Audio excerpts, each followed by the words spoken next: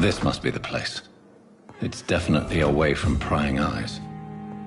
Relegated to the shadows. A kingdom of my own. At least I won't be sleeping in a coffin.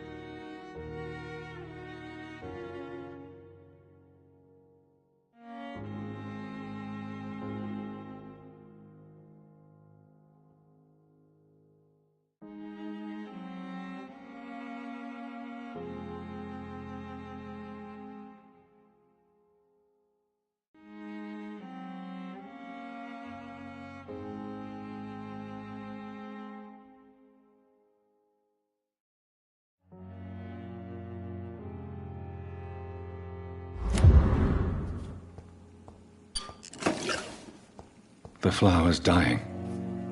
It needs water.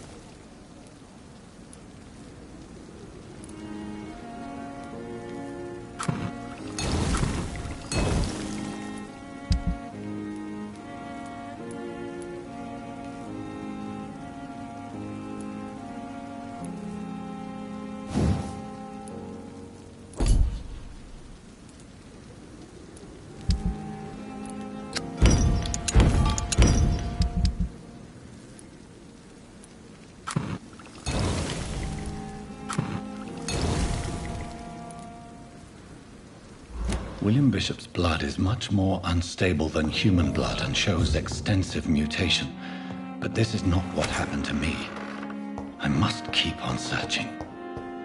The sun is about to rise. I can feel it. I'll continue tomorrow night. I have so much time now.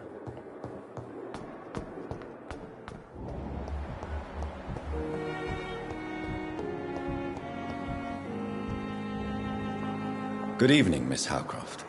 I'm glad to see you safe and back at the Pembroke. And I'm glad to meet you too, mortal. I see things much more clearly since I escaped those hunters. And that includes you, Jonathan.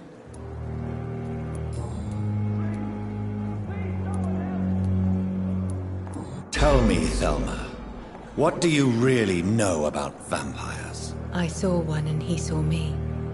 I watched him hunt and kill. I saw his terrible wounds heal as his victim died. And then I knew I was saved. You mean you actually saw a vampire? Here in London? Yes. And it has been the answer to my pain. I must drink and kill to regenerate my decaying body. I am a vampire too. You have no idea what problems your claim could cause if heard by the wrong people, Miss Howcroft. You must stop this nonsense now. Why fear the truth? Strange things live in the dark, Dr. Reed. Strange and ancient beings that were here before this island even had a name. And what exactly have you learned about me? You try to be a decent man, Dr. Reed. And you're trying to make a difference. That's more than most mortals I've ever met. That's quite a statement, Miss Howcroft. But there is more, isn't there? Your interest for my condition. Your subtle innuendos. Are we the same, Doctor? No. I'm worse than you, Thelma. We both pretend to be something we're not. But my deceptions are far more malignant. For once I sense real honesty in your voice, Dr. Reed. Somehow that frightens me. Judging by the look in your eyes, there is something you want to ask me, Miss Howcroft. Listen to my voice, Jonathan. You can't refuse to answer my questions. Speak now. Tell me about you and that fancy red-headed lady. You mean Lady Ashbury? What about her? Don't resist me. Answer now, Doctor.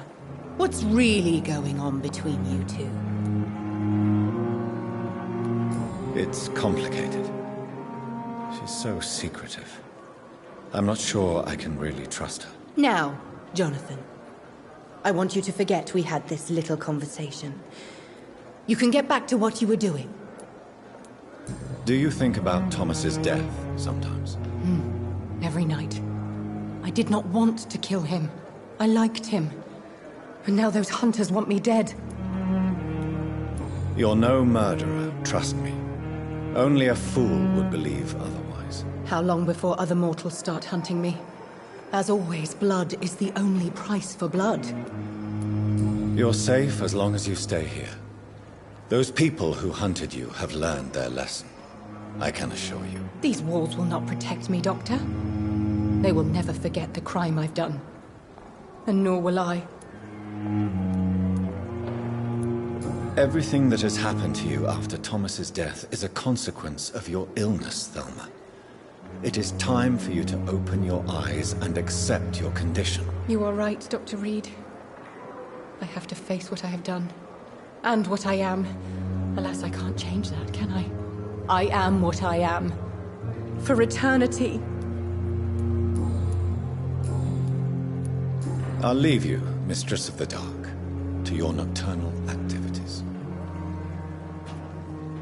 A giant morgue disguised as a hospital. That's Pembroke nowadays.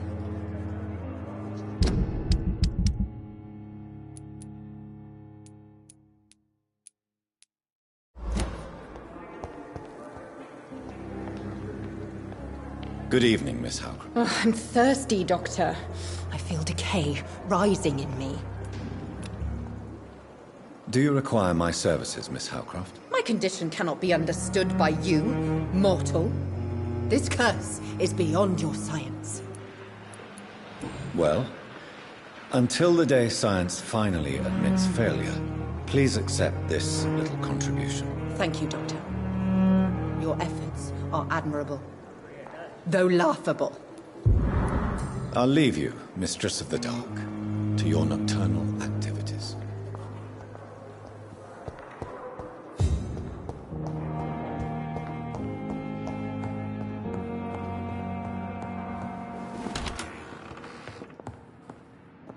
This hospital seems to be falling apart. Good But in evening, the Mr. Gosling. circumstances, I'm willing How to are you? prevent- I'm okay. Do you need any help? I'm afraid I may, sir. I don't mean to be a burden. You are not a burden, sir.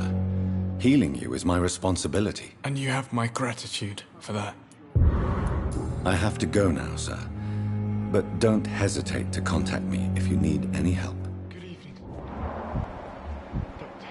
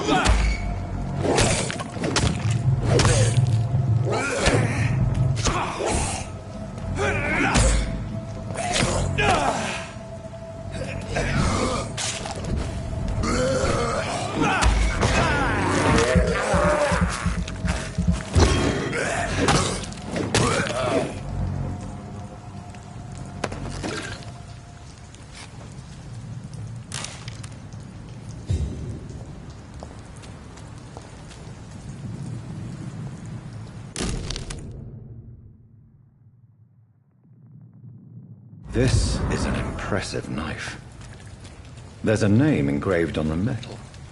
Clay. What kind of man puts his name on a knife?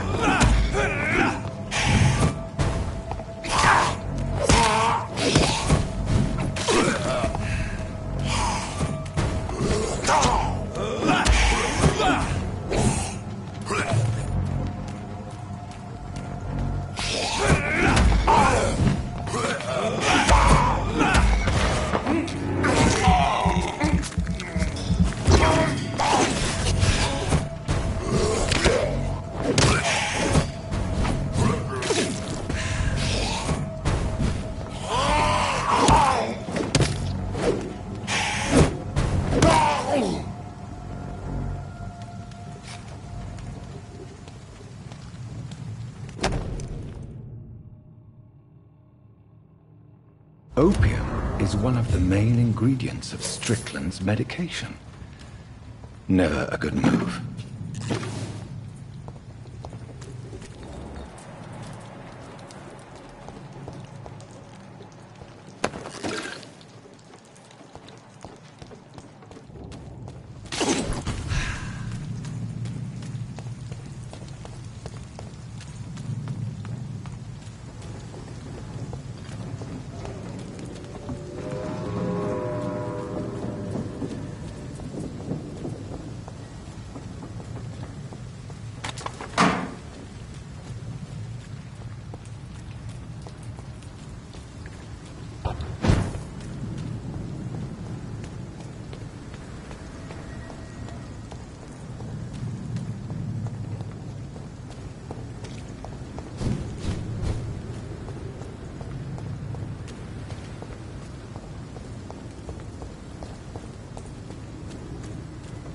Stay away! Watch yourselves! It's one of them!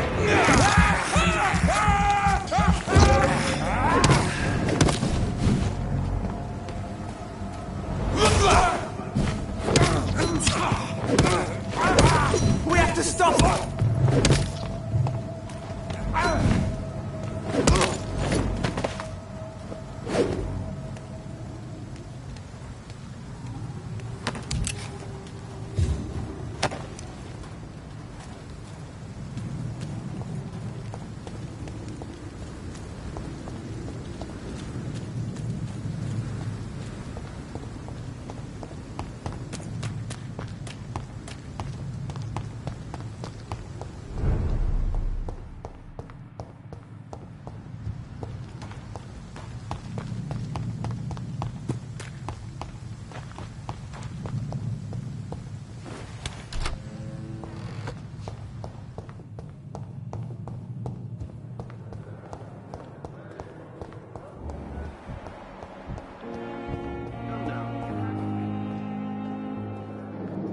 Good evening, Dr. Strickland. And good evening to you, Dr. Reed. Can I be of any help?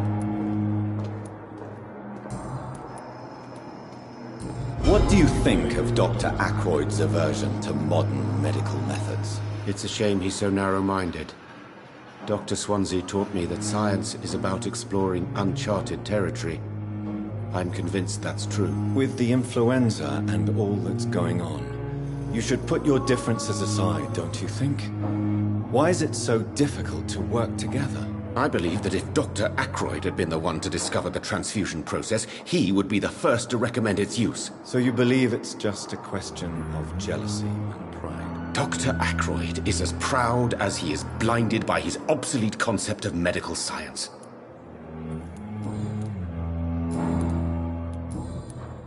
I located the shop, but it was vandalized, and the owner is missing. All I found was your order. I was afraid of such bad news. People are so desperate they're ready to burgle a shop for drugs. That's quite a list you ordered. Opium, sodium hypochlorite. It can't be just headaches you're trying to cure. This dreadful influenza, of course. I already ran some tests on hopeless cases. Without success, I must admit. Do you realize you could create a lethal poison without the correct dosage? Then there are the legal ramifications. Is this not true of any medical substance, Dr. Reed? However, if you would agree to improve it, I'd be glad to accept your help. As long as you promise to be scrupulous with your experiments, I may try to gather these substances and even help improve upon the mixture. That's all I'm asking for, Dr. Reed. That's all I'm asking. I want to know about these secret tests you run, and if they can save people from this epidemic. Speak to me now, Thoreau. I know I may sound presumptuous, but I'm just following your steps, Dr. Reed. I'm casting away the shadows of ignorance by daring to face them. Self-confidence is essential in our line of work, my young colleague, but only if tempered with the correct amount of cynicism. But you never doubt yourself, Dr. Reed. I've read all your articles and books. You performed the most daring research during the war. You can't be serious. You have to stop this before you lose yourself. Lives are at stake here, remember? I'm a competent doctor, and my value has been proven already. Frankly, I'm disappointed to hear you, above all, speaking so ill of me. Goodbye, Dr. Strickland. I can't let Strickland put his patients at risk with opium. Perhaps an adjusted formula will deliver more of a placebo effect.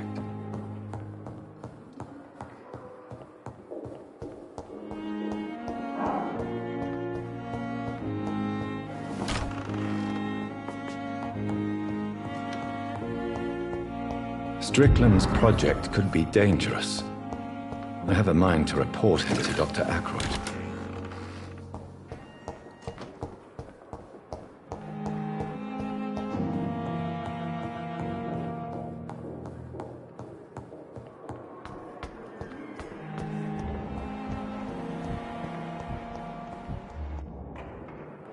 I'm quite busy right now, Dr. Reed.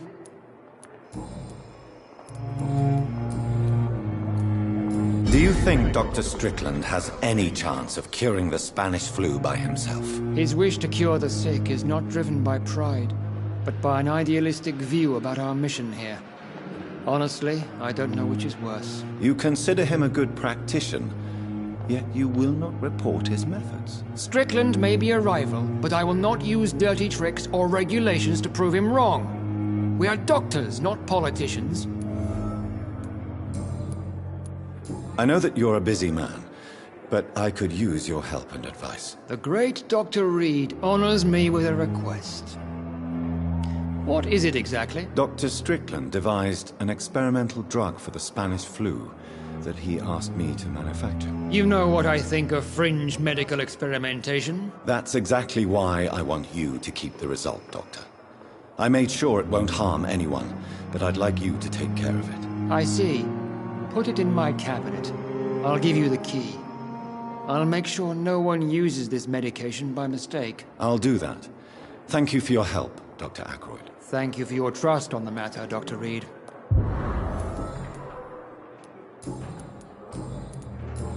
Thank you for your time. We'll talk later. Lost its effect on me, but the suffering continues.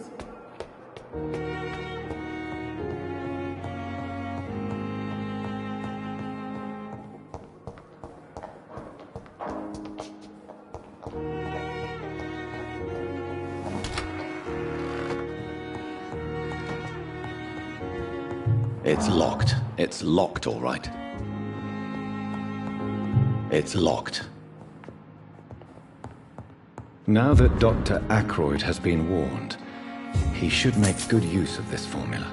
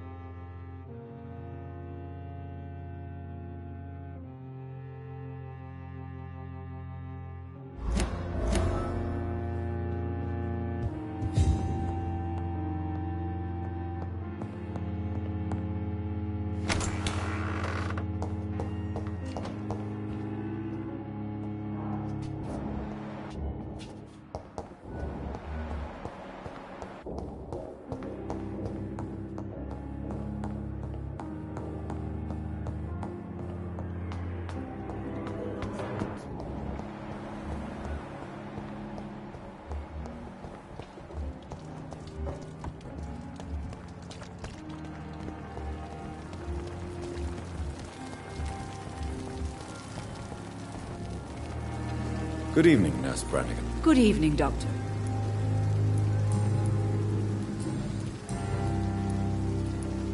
According to the report I read, your unprofessional conduct put a patient in danger, Gwyneth. That's not true. I know when my patient's life is at risk, and I'm more competent than a lot of doctors that I know. Problem is, I'm a woman. I don't see what your gender has to do with your abilities, Nurse. Yes, nurse. Because I'll never be a doctor, no matter what my skills. I could make a decision that could save a life, but oh no, that's unbecoming conduct. Have you heard of Elizabeth Blackwell? She was the first woman listed on the UK medical register. Change is slow, but it will come. And you will always have my support. To have the right to study shouldn't be determined by sex, skin, or wealth. That's all I'm saying. Goodbye, nurse. Call me if you need assistance. Perhaps I should have considered the offer from that Cadogan fella. Good evening, Milton. Good evening, Doctor. Still trying to save lives? I'd like to see your goods. Wise choice, Dr. Reed. A reliable gun is what everybody needs these days.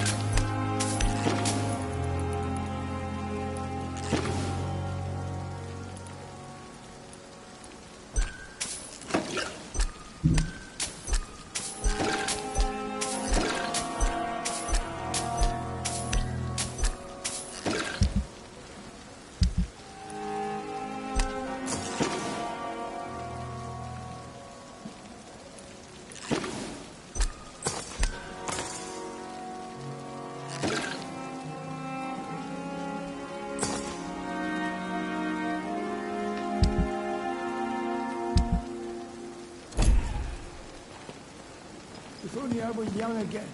Just a dozen years.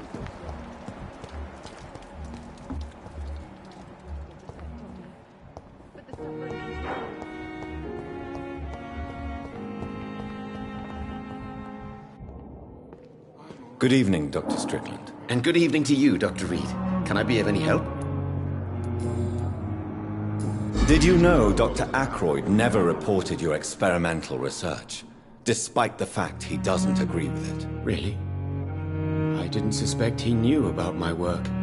I must confess I am surprised. Perhaps he thinks you should realize for yourself the danger of what you're doing. See how condescending he can be? My God, he can be so irritating.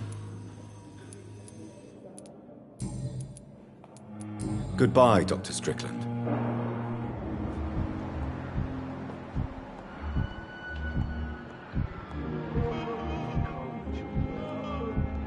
As for me, what a blundering idiot.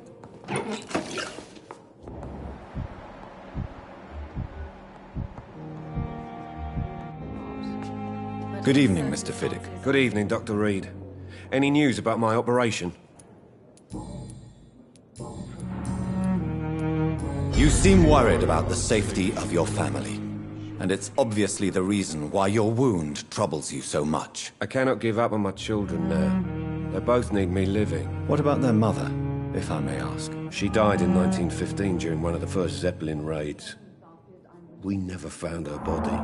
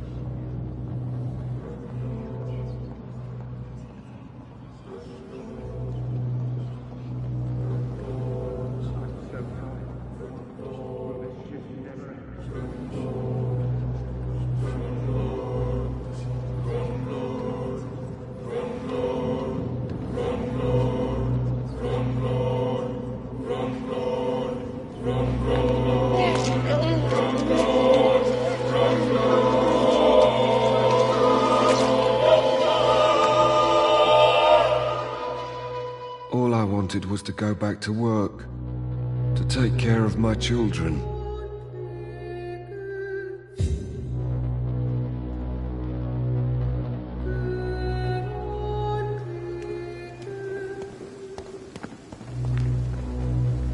I'm sorry that these sad and faded walls are all I have to offer as a final resting place.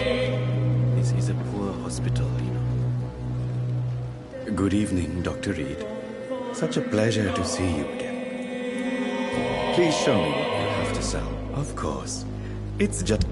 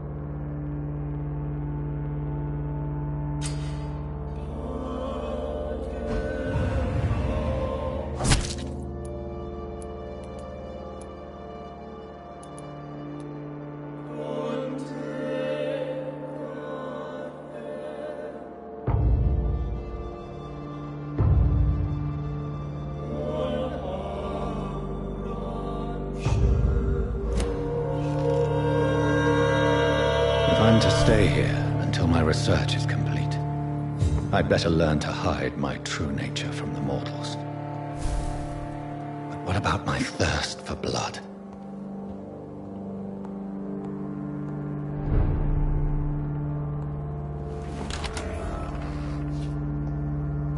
I'm not one to make wait, Doctor. I've patients to attend.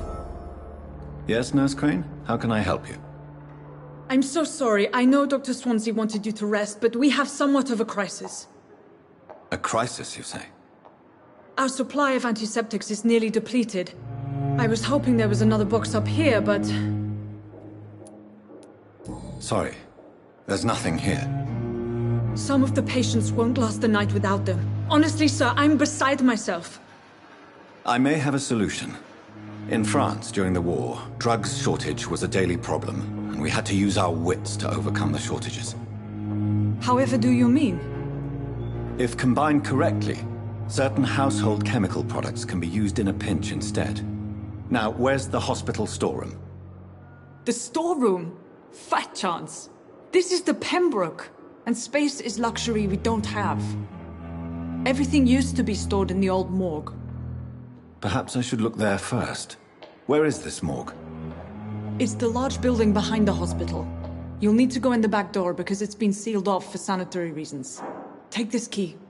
It opens a small back entrance at the end of a narrow street. The abandoned morgue behind the hospital. A small door at the end of a narrow street. On my way, then. Thank you, nurse.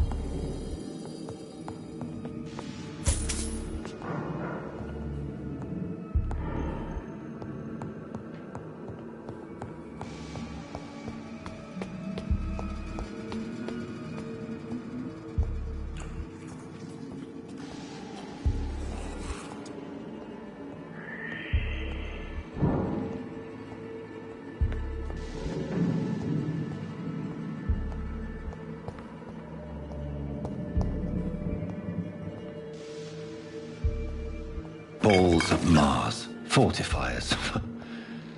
As popular as they are ineffective. But they do contain iron tartrate, and that might prove itself useful.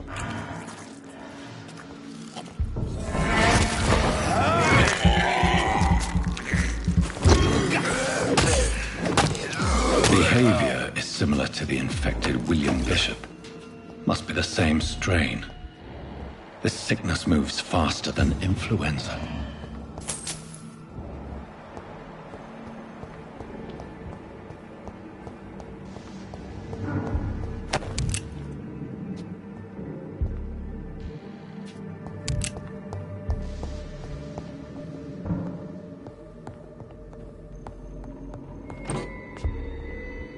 This key will surely grant me access to the basement.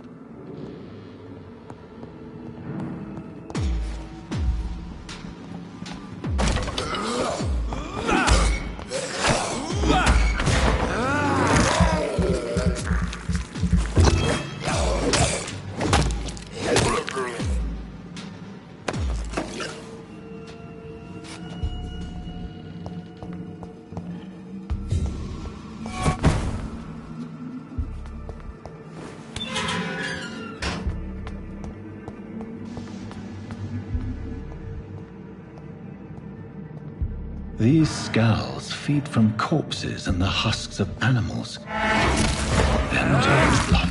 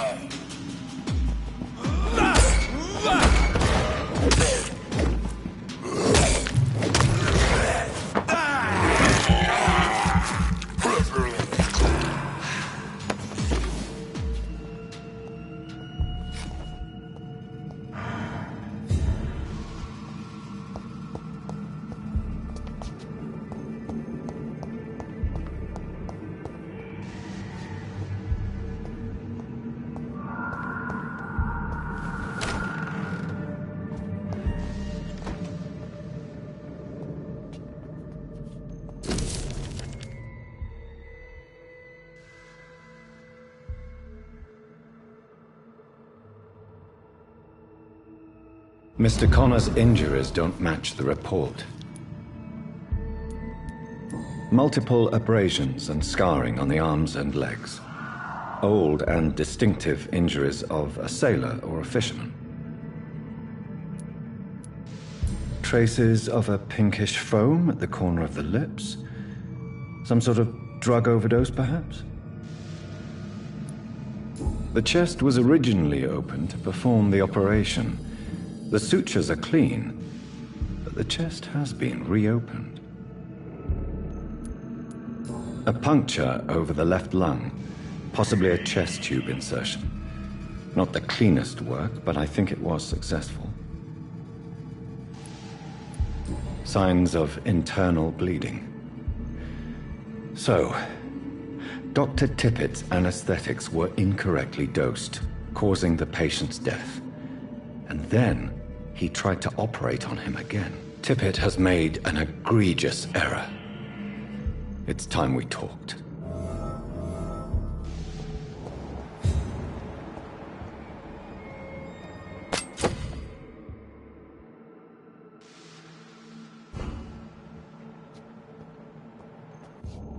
It's locked, all right.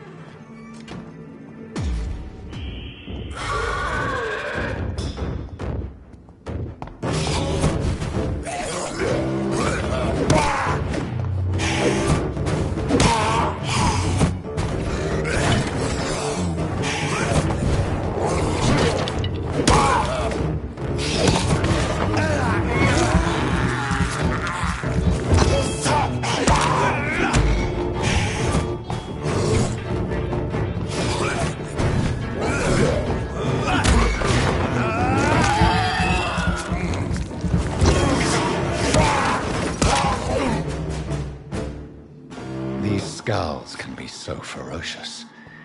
I'm not sure I can defeat them without becoming stronger. To drink blood is so tempting. Sodium hypochlorite. Dangerous to administer, but efficient in the proper dosage.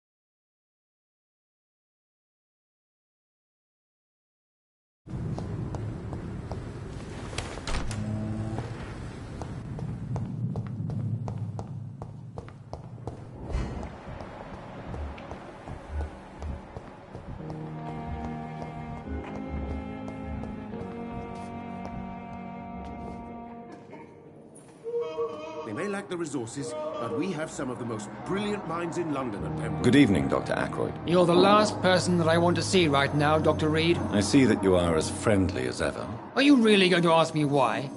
That would just be more evidence of your selfishness. How do you think these recent events will affect the Pembroke Hospital? I am not blind. There is something strange about you and Dr. Swansea. One day you'll have to provide answers. You are troubled by the death of your patient. I understand. It is something that haunts everybody in our profession. Harvey Fiddick died inside these walls, under our watch. We failed him, all of us. Don't you think the epidemic is enough to deal with, without wasting time on insults and suspicions? Yes, the epidemic. Convenient, isn't it? Just like the war, really. Hundreds are already dying, so who cares about one more?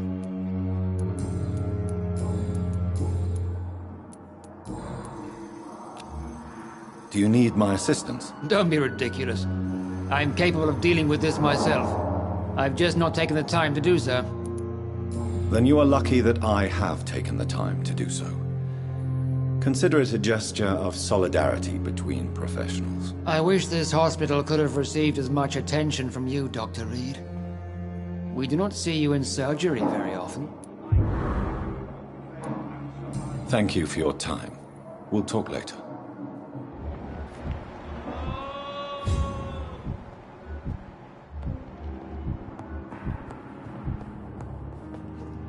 Finally, you've returned, Doctor. Did you find anything of value?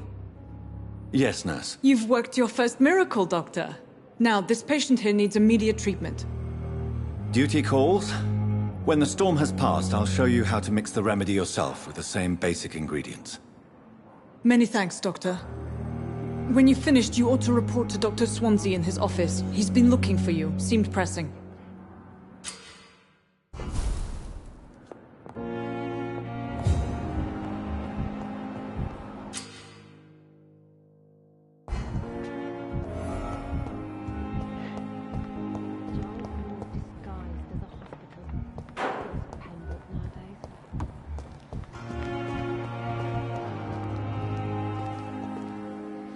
Good evening, Dr. Tibbets.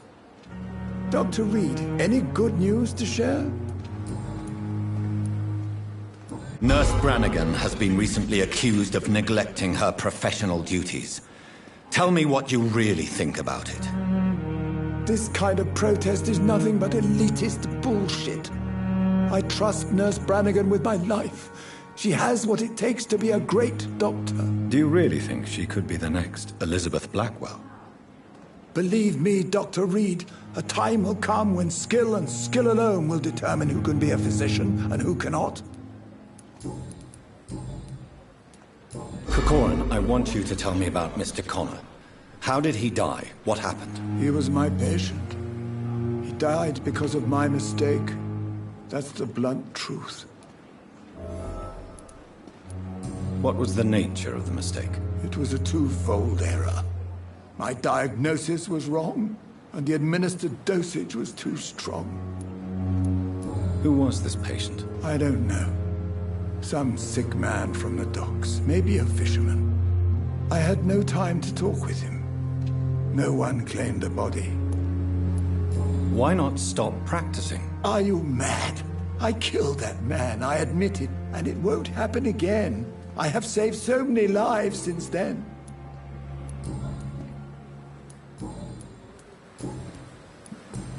Goodbye, Dr. Tibbets.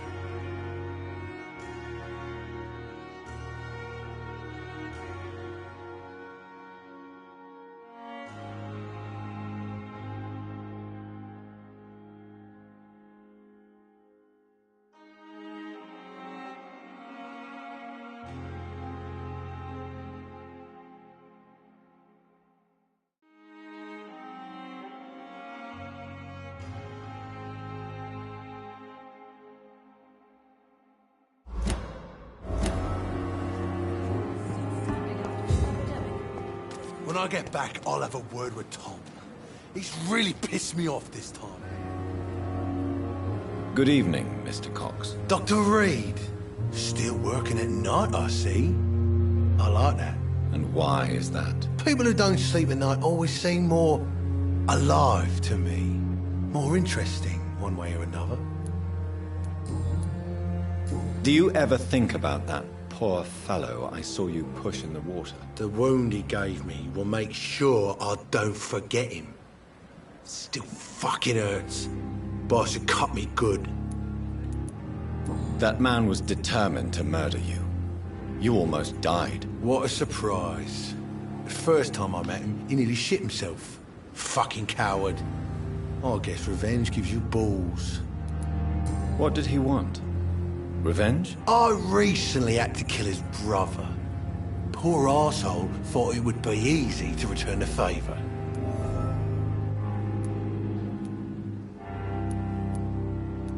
You're a monster, Mr. Cox.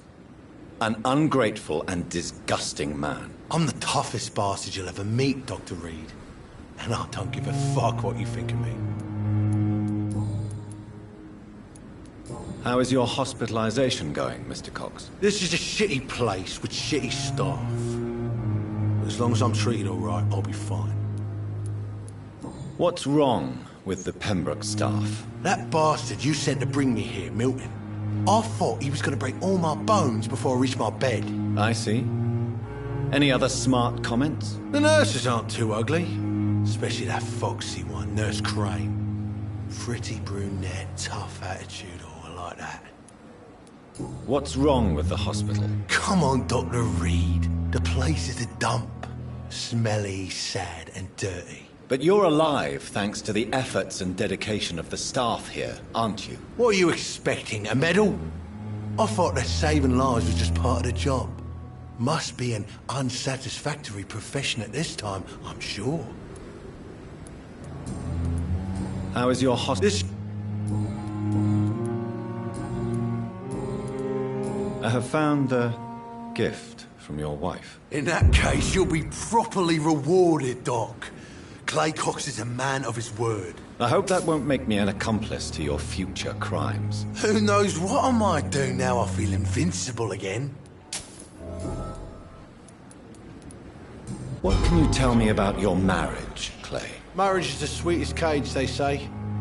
Well, I found myself locked in one with a wild animal. You mean your wife keeps you on your toes? No, I mean, we both have claws and we both love to bite. How long do you think you can escape the law, Clay? I know this city like the back of my hand, Doc. I know its streets, who to pay, who to avoid, and who to bully. I won't get caught. We can't escape the consequences of our actions. The past catches up with us in the end. I ain't afraid of death. I don't hide who I am. I live my life honestly, which is more than I could say for most folks. And who are you, then? I'm the leader of the Wet Boot Boys. One day, I'll leave this shitty place and punch in the face all who thought I would not come back. Am I right to assume your wife's letter pissed you off, Clay? I was so mad, I threw away the knife she got me when we got married. Your wife gave you a knife as a wedding present. That knife has always been my lucky charm. If I'd had it in my hand when I got stabbed on that pier, I'd not have been wounded. A lucky charm? I never would have taken you as the superstitious type. We all have our flaws, Doc. Mine's to have my weapon of choice for when the really dirty business comes around.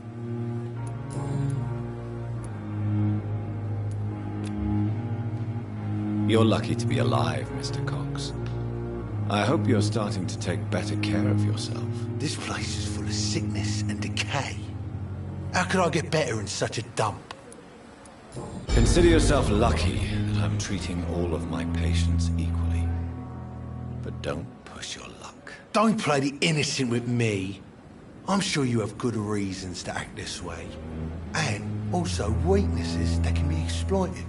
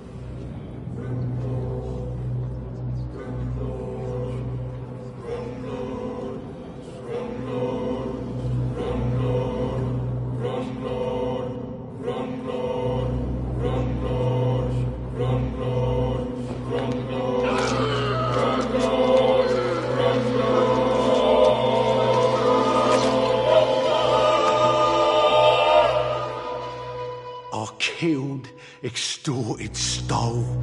Now I die. Fuck it. I lived the way I wanted.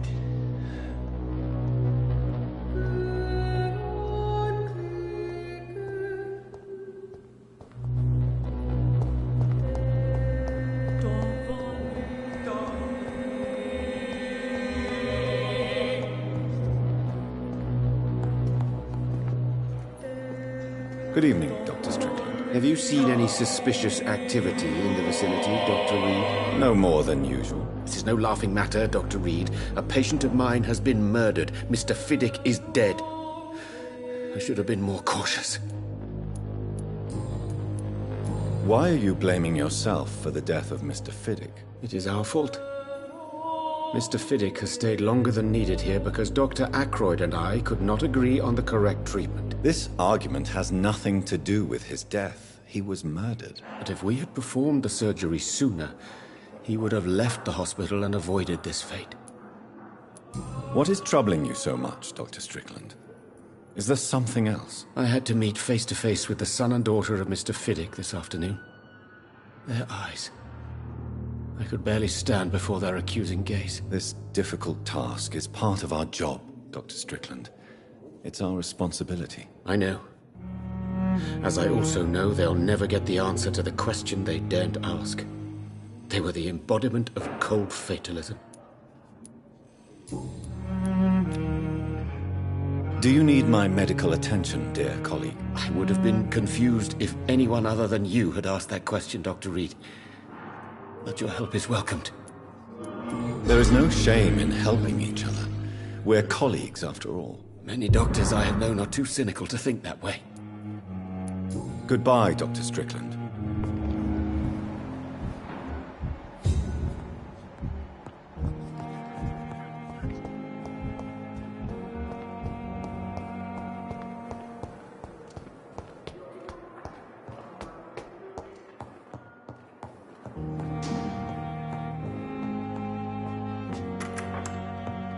Please, Jonathan, come in.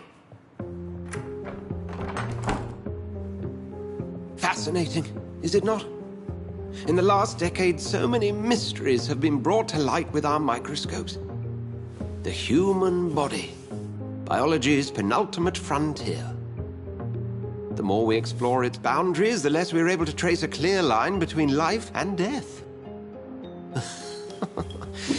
You, my friend, have a foot in both countries. The view must be vertiginous. It's at least as vertiginous as chatting about vampires with you, I would say. This must be all so new to you.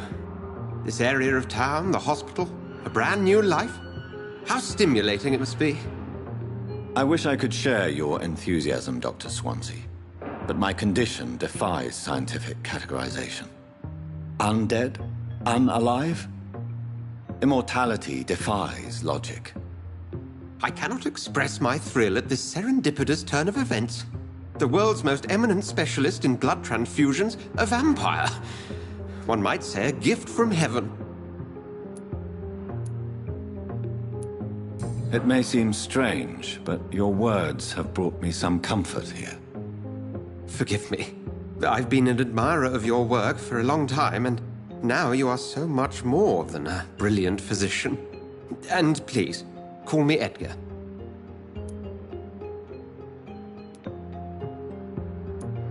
There is no need to apologize, Edgar.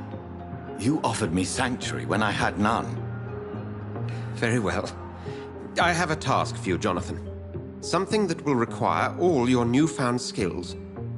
Please, go on. The Pembroke only survives through the generosity of our benefactors. Unfortunately, our main donor has found herself in a bit of a bind. Now, if you could help her out... A spokesman or politician is what you need. That's not my calling. And until I come to understand what has happened to me, I require discretion. Discretion is in order, Jonathan. Lady Ashbury has recently received rather indelicate correspondence that, if revealed, would jeopardize her position.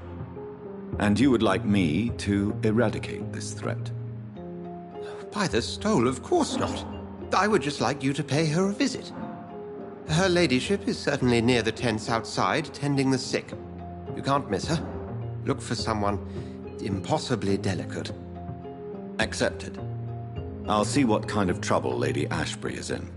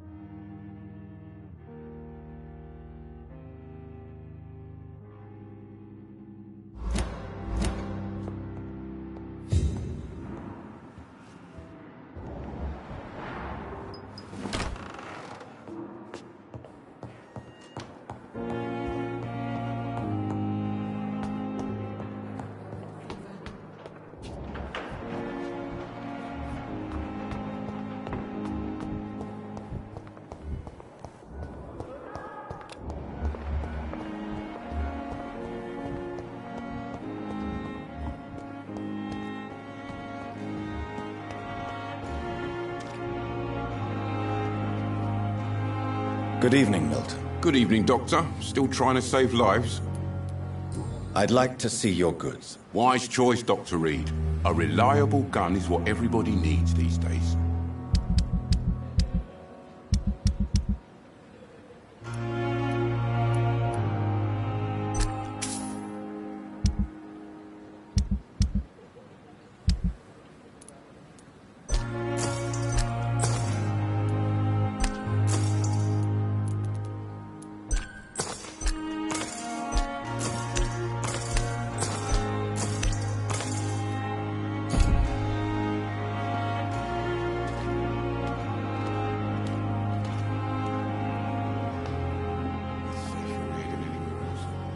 The flu took my dear wife, Emily. I take comfort knowing we'll soon be together again. Mr. Rainfield, that's no way to talk. You're in good hands here, and we'll be up again soon enough.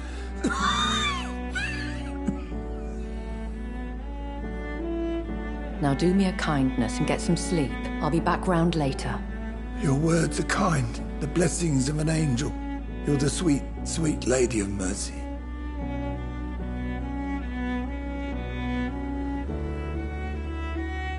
Good evening, Dr. Reed.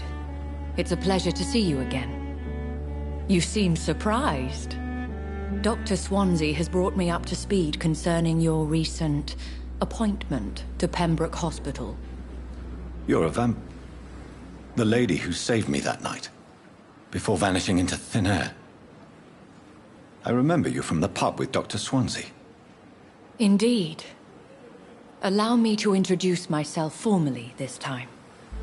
My name is Lady Ashbury. I remember you well, in spite of the brevity of our encounter.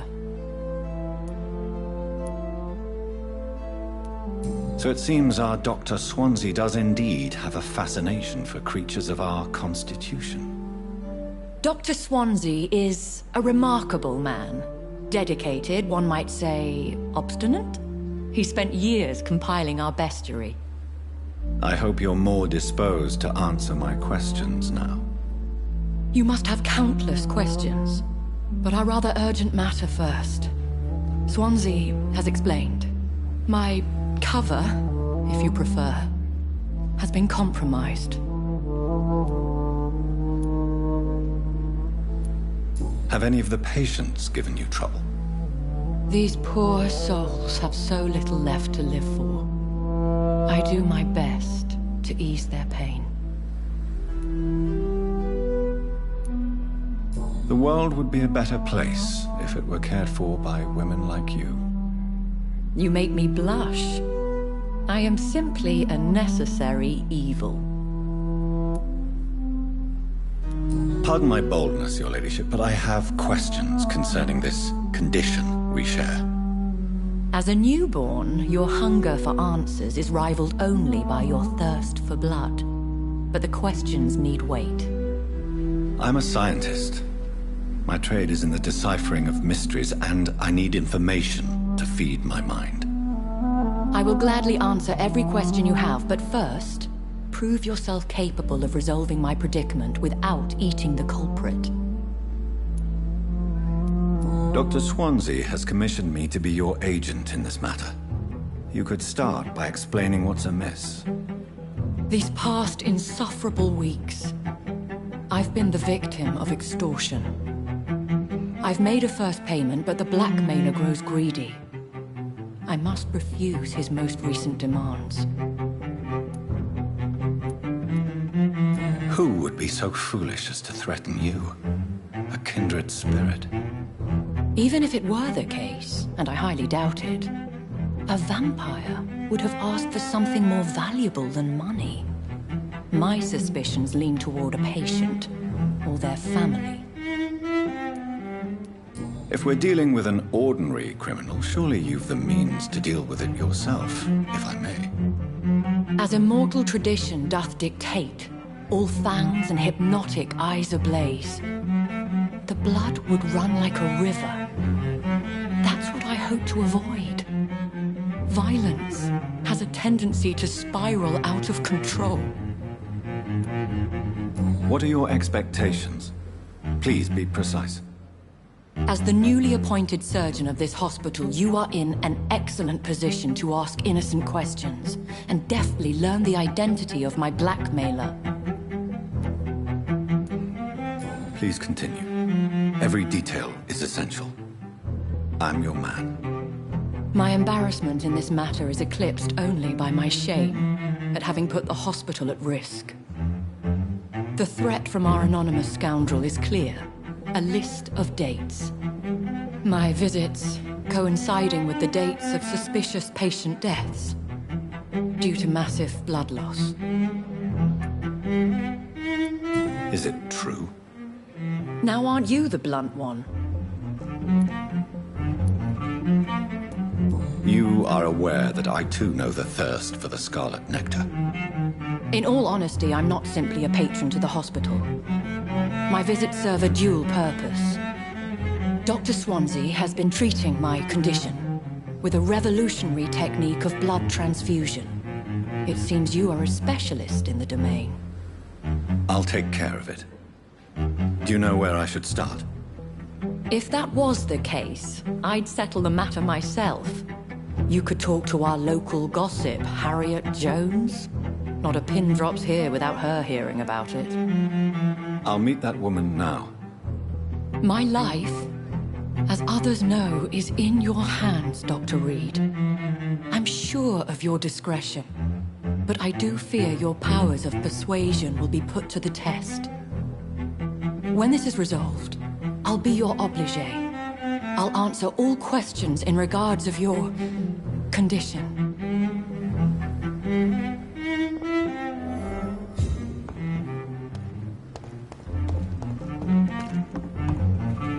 I thought last summer's epidemic was different.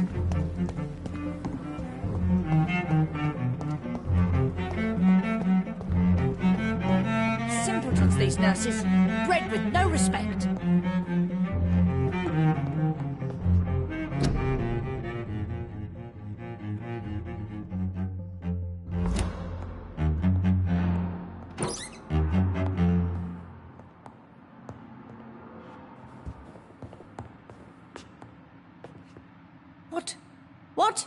What is this?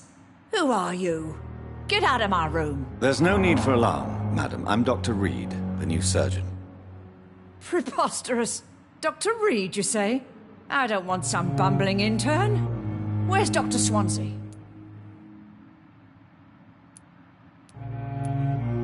Dr. Swansea is quite busy, and I need you to help me get acclimated. I have many questions.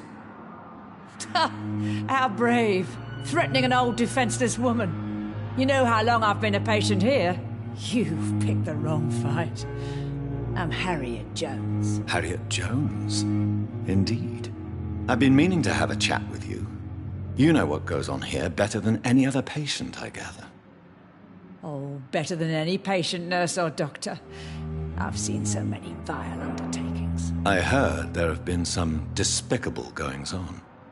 Was there a case of blackmail? Blackmail? Wait. You're investigating something. This isn't a social call. One of those incompetent cunts slit a poor sod's vein. You seem to know more about the goings-on here than anyone else. Beware, Miss Jones, in case suspicion should fall on you. That's it. Blame the old and infirm.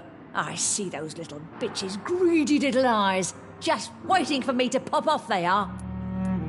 If I didn't know better, Miss Jones, I'd be inclined to say you enjoy this type of idle gossip. God's honest truth, Doctor. It's just the way it is here. Most of these bitches would let you freeze to death before getting you a blanket. I assure you, madam, this is not an investigation into a possible medical error. Debauchery, then? Nurses Crane, Hawkins, Brannigans, whores, all of them. They can't keep their legs shut. I've seen them scratching slutty sores. Really? Well, if you have irrefutable proof, I'll not have the staff behaving in such a manner here. This is your business, Doctor, not mine. But I swear one of the nurses is cavorting with some man on hospital hours. Thank you for your time, Miss Jones. You've given me something to go on. See you on the next round.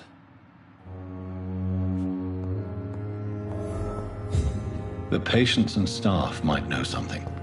I'll start my investigation with them.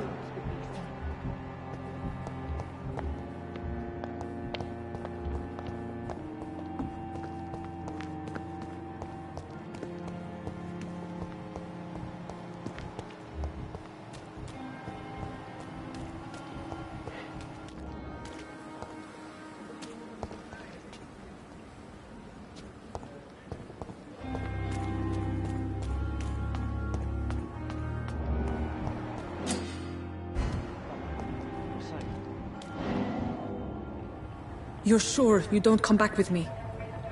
Nah, I have to see someone at the hospital. Be careful. You look so bad they may keep you as a patient. Fuck 'em. I don't like hospitals, or doctors. Well then, when you go back to Whitechapel, you may find this useful. What is it? A pass for a free medical exam by the best nurse available. Just read it. I don't read well, but thank you, I guess.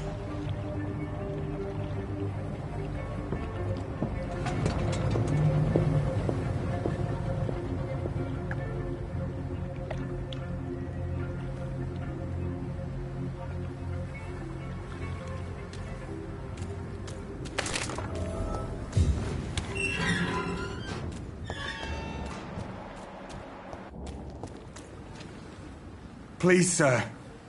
I need help bad. What's going on? I'm Blight, sir. Newton Blight. I've lost my mate. Can't find him anywhere. I'm Dr. Jonathan Reed from the Pembroke Hospital. Please, calm down and give me more details. Oswald and myself were both infantry, sir. We were en route for the hospital, but... well, we had a disagreement. And Oswald ran off towards the canal. How long have you been searching for him? I can't go there. Too many rats by the water. Fucking rats. Can't stand them since the war, sir. Can't stand them at all. Don't be ashamed, Mr. Blight. Many soldiers who survived the trenches suffer from musophobia. I'll see what I can do for your friend. What can you tell me about yourself? I'm Oswald's best friend. We served in the same regiment, sir. We've taken care of each other since we came back from the front. This is a dangerous part of town. What are you doing here? We were looking for the Pembroke Hospital. We both need help. Treatment, I mean. To get some sleep. Just need to feel better, sir. What can you tell me about your friend? His name is Oswald Thatcher. We survived the war together. Oswald is... nervous and quite fragile since we came back from the war. Where was your friend the last time you saw him? He went down by the canal. He didn't want to go to the hospital. I think he went to the sewers on purpose. So I couldn't go after him. I have all the information I need for now. If I find anything out about your friend, I'll let you know as soon as I can. Thank you, Dr. Reed.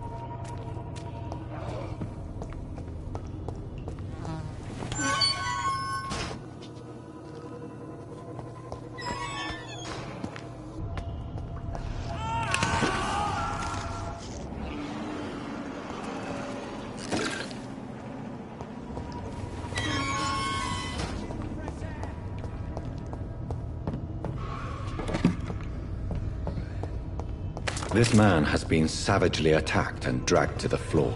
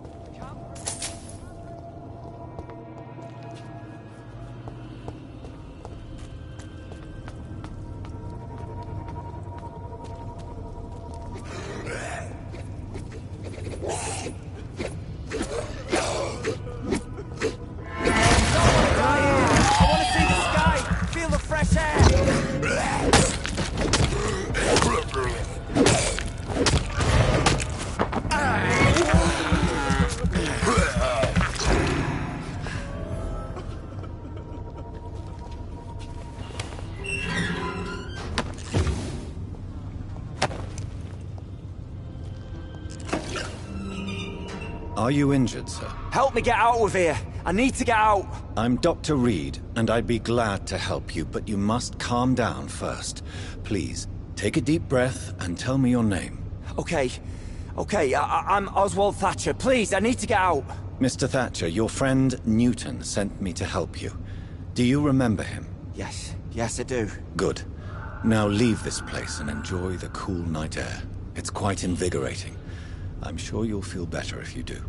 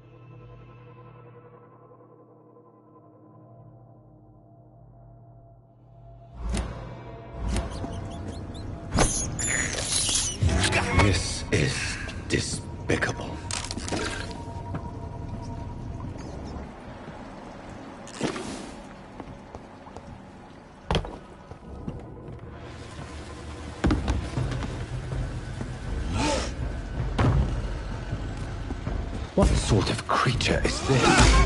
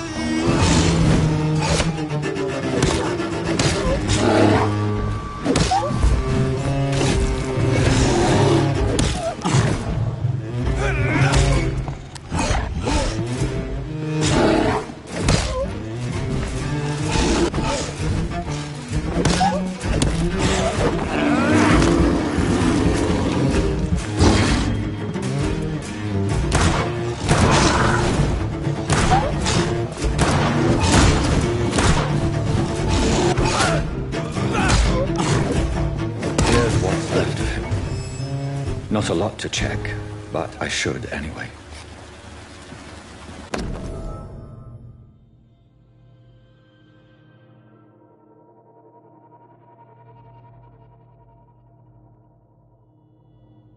Some voucher for a free checkup in Whitechapel. What is Nurse Crane up to? I really must find her.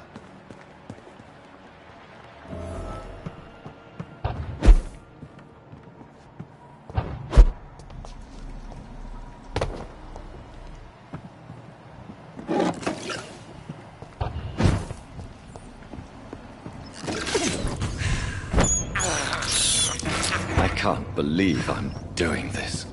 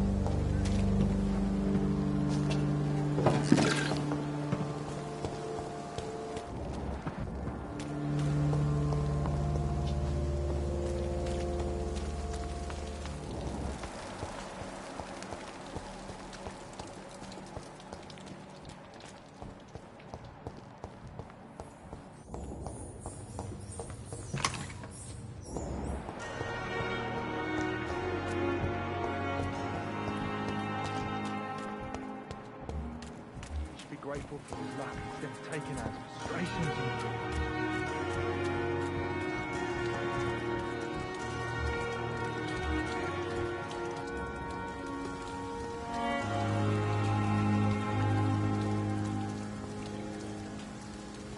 Hello again, Mr. Thatcher. Do you feel any better now? Yes, this neighborhood may stink of dog shit and reek of piss, but to me it smells like the purest mountain air.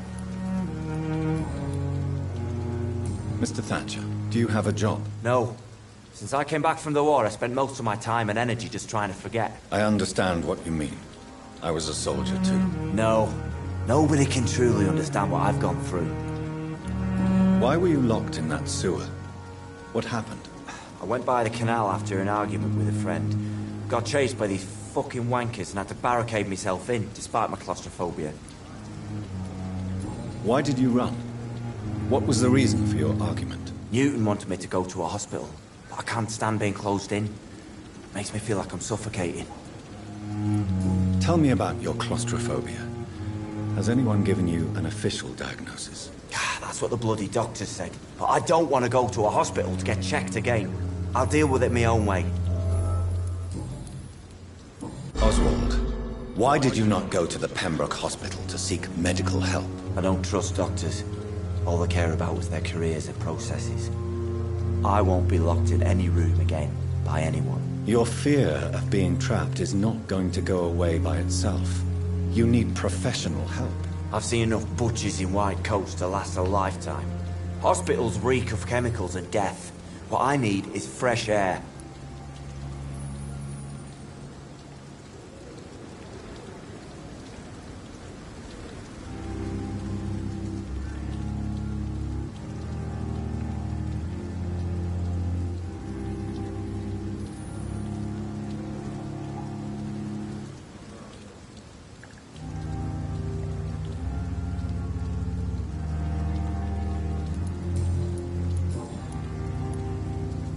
Do you want to talk about why you have this fear of being enclosed, Mr. Thatcher? No, I really don't. An irrational fear like yours is usually rooted in a specific event. Perhaps it would help to talk about it. Well, Doctor, take a guess then, if you're so interested in my case. When I rescued you, you expressed joy at seeing the sky again. So I'm inclined to believe you were trapped or buried somehow. Maybe during a shelling. Jeez, you're good, Doc. You're really good. Go on, please. Tell me more about it. Newton and I were trapped in a circulation tunnel after an artillery attack. We were buried alive for several days without ever knowing if we'd be found.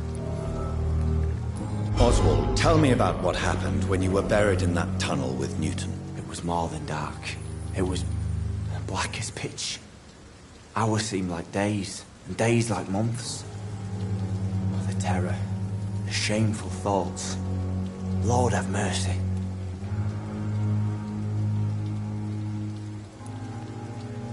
What you endured was terrifying. It would have completely destroyed weaker men. It did not destroy Newton. Shameful thoughts. Tell me about them. At some point, I don't remember which day, when I thought we'd never be rescued, that this would be our end, I thought about... Say it, Mr. Thatcher. If you ever want to heal, you have to say it. I thought about what I could do to survive. Just for a few more days. I thought about killing Newton. Killing and eating him. The man I fucking love. Tell me about your true feelings for Newton. I love him. I'm not ashamed to say it. He's the best thing that ever happened to me. I can't imagine life without him. Why should you be ashamed? I'm not, I said. But Newton sees it differently. I admire your honesty. It takes courage to stand up to society. The world needs people like you to create change. Courage is what we needed in the trenches, looking death in the face every day. I speak plain.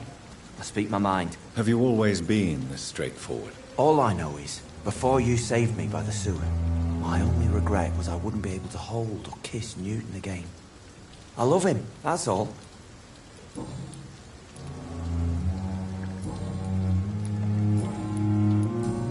Goodbye, Mr. Thatcher. Try to take care of yourself.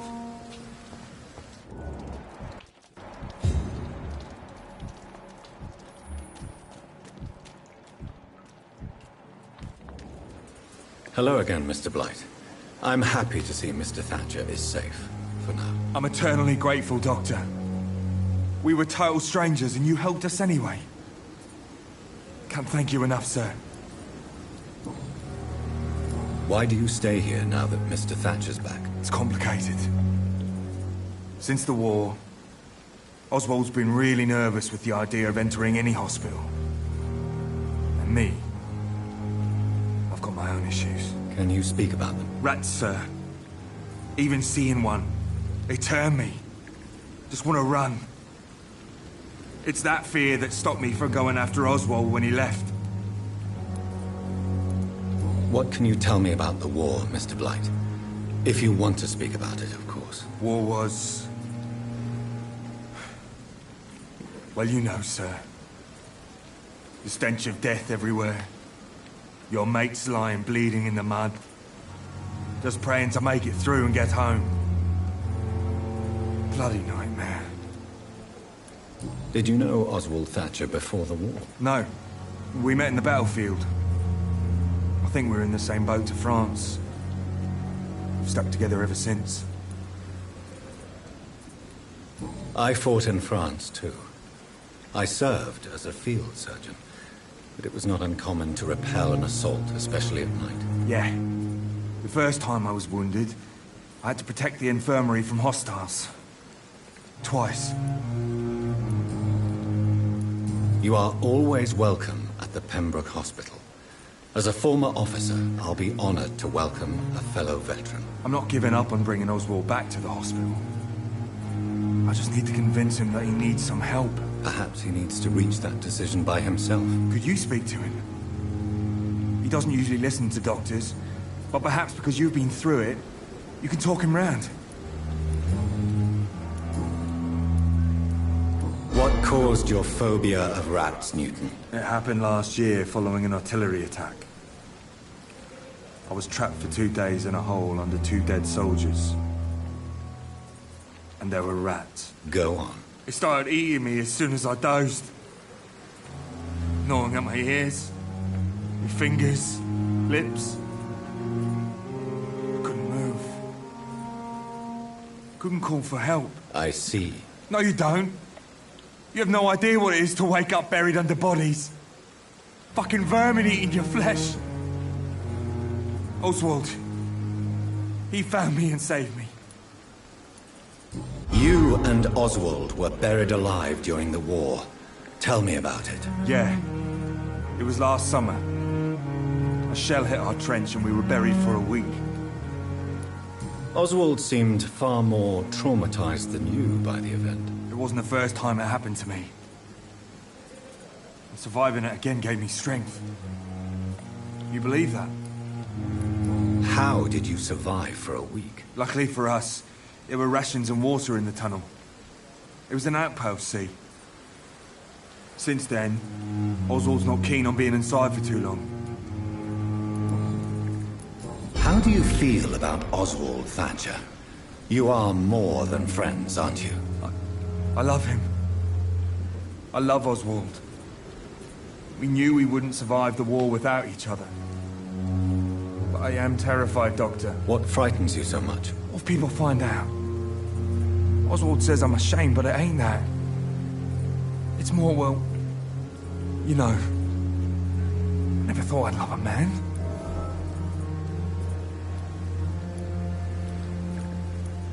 Enjoy your love. And enjoy life as long as you can, Mr. Blight. Don't let anyone tell you who you should love or how you should love them. I appreciate your kind words, sir. But it ain't that easy. It's all so new to me. Goodbye, Mr. Blight. Take care of yourself.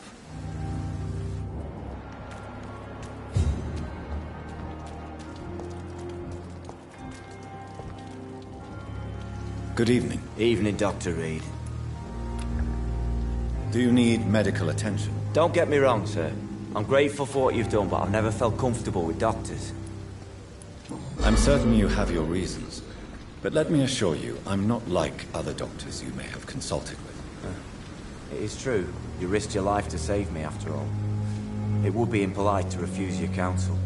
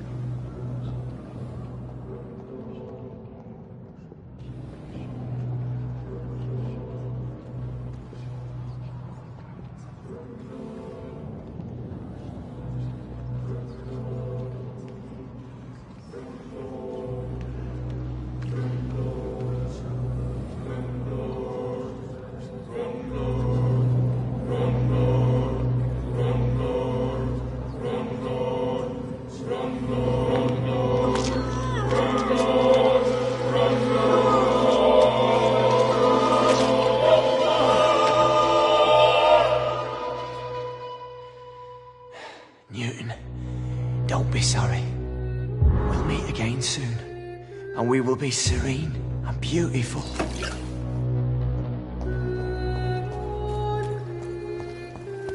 Be grateful for his luck instead of taking her as a stranger.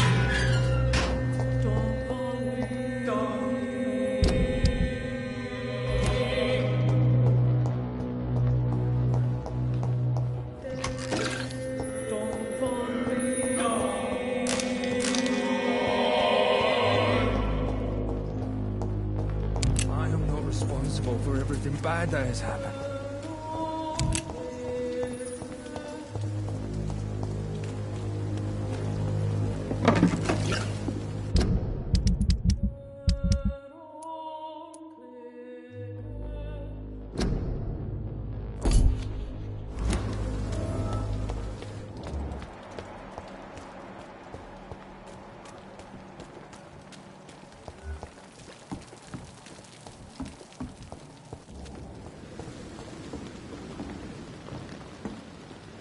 Good evening, Nurse Brannigan. Good evening, Doctor.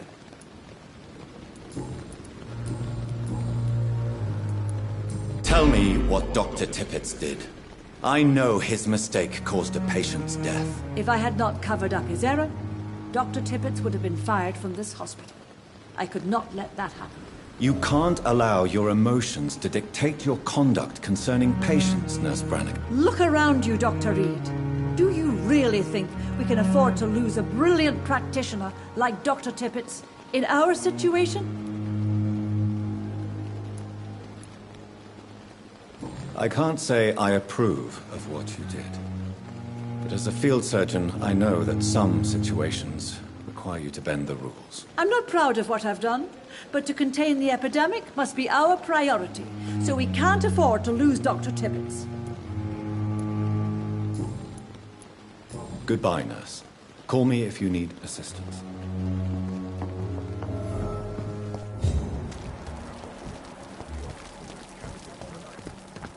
Surely I can endure. Good evening, Dr. Tippett. Dr. Reed, any good news to share? I will cover for you, Dr. Tippett, by keeping what happened to Mr. Connor to myself. I don't know what to say, actually. I can't exactly force you to become my accomplice. You didn't force me. This is my decision to make. I believe you're still of use to the hospital, considering the situation. Then I can make you this promise. As soon as the epidemic is eradicated, I will resign.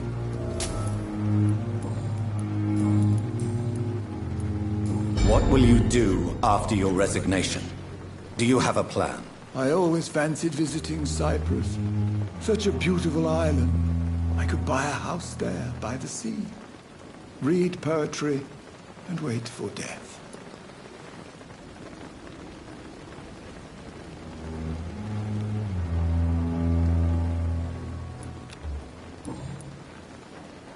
Goodbye, Dr. Tippett.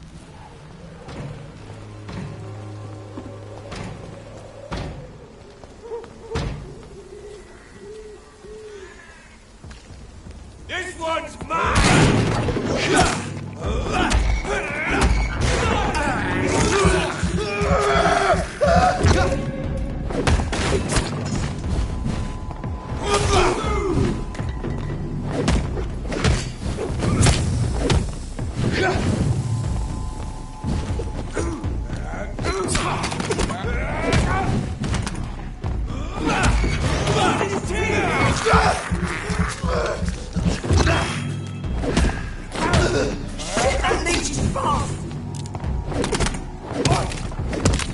Die, vermin!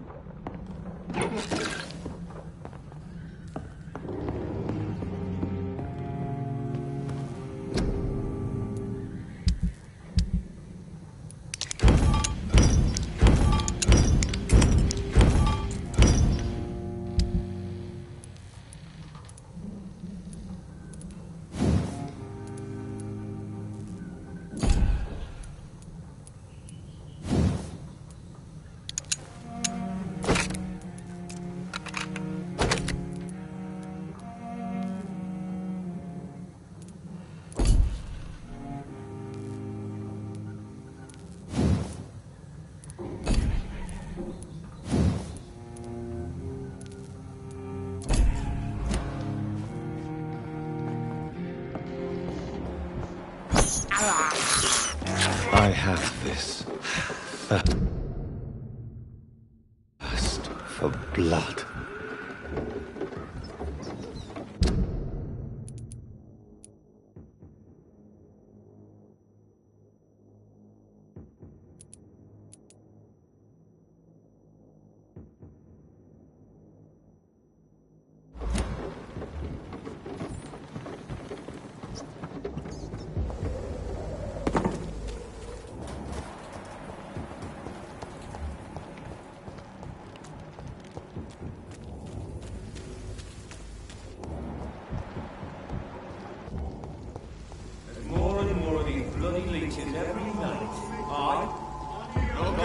For a stroll.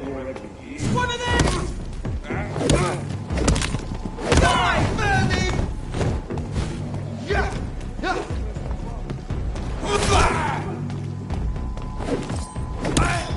Die, vermin!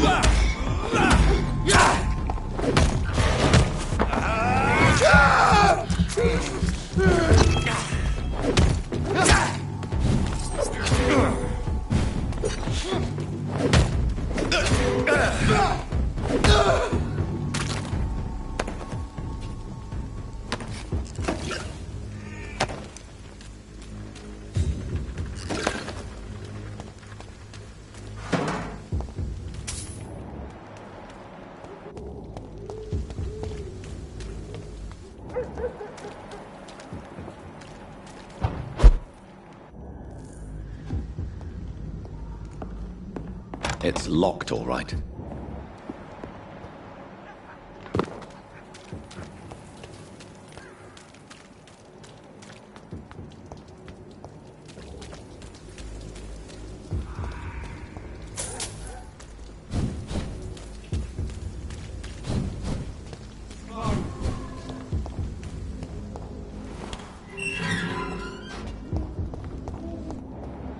Whitechapel. This neighborhood is linked somehow to the kind Lady Ashbury's blackmail. First, let's find this Petrescu.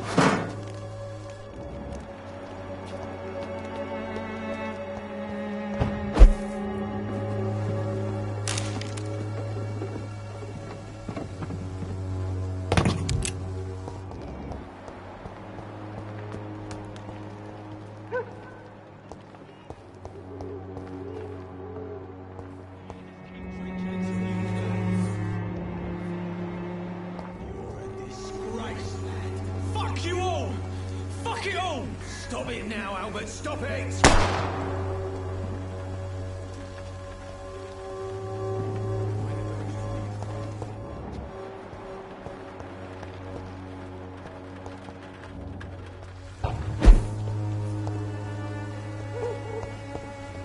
Me? I'll not die in some piss-stinking alley reeking worse than a week-old lavvy. You've wasted your life away. Are you all right? The bastard hit the wall next to me. I don't even know if he meant to miss. If you've been hurt, I can help you. I'm a doctor. Name's Albert. Remember it. Now bugger off. Do you know Nurse Dorothy Crane from the Pembroke Hospital? If you know anything about her, I'd appreciate it. Never heard of her. She's pretty, I'll keep an eye out.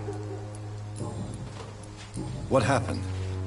Did you really steal that man's medication? Hey, I didn't do anything, it ain't me. Medication and drugs are a rare commodity in East London. So you picked an easy target, didn't you? Sod off, mister. You ain't got no clue what's going on here. Bastard was a soldier in the war, so now he's got the right to shoot me. It's true. I'm not familiar with this part of town. Perhaps you could help me. I said sod off. Go find yourself another guide.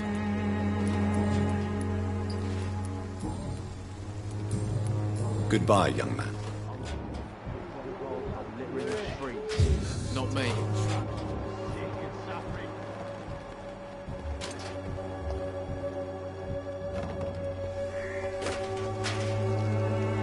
Me?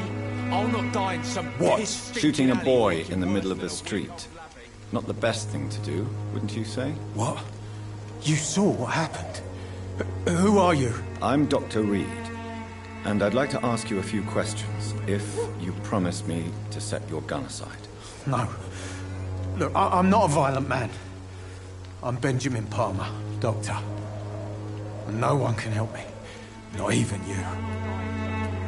Do you know Nurse Dorothy Crane from the Pembroke Hospital? Have you heard anything? It's funny, I've been searching for her too.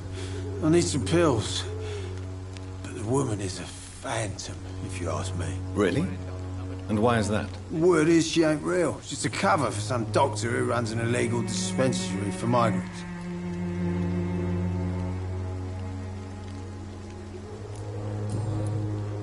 What can you tell me about this place? Nothing to say, really. This is where I used to live, and this is where I live now. You don't have anywhere to go? No family that would welcome you? Not since the death of my wife, Albert's mother. She was sick, you see. Long before the flu and all this shit. You mean you used to have a better life? Yeah, I had a wife, a home, and a job. I even used to have a name. Now I'm just Ben. Ben the Tramp. Perhaps you could focus for a moment and tell me your troubles. I'm sick, broke, and my son just stole my pills. Everything's coming up roses.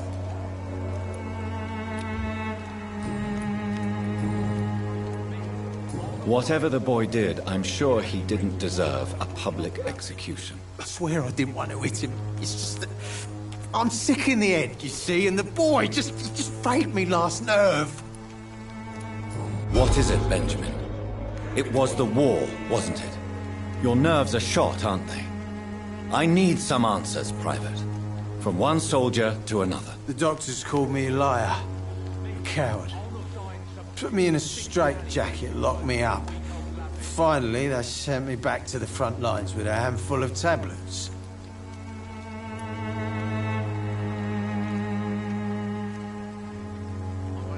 It's a pity that doctors still practice such barbaric methods. It's a dishonor to our profession. Now only the pills stop me thinking about this shit. To not hear the explosions. I'm even scared of the dark these days.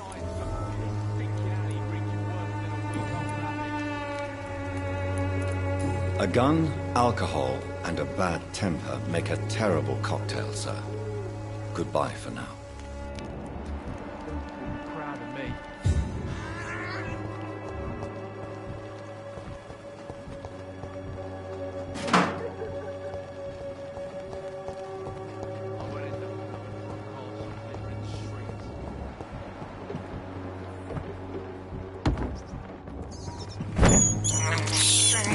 I can't believe I'm doing this.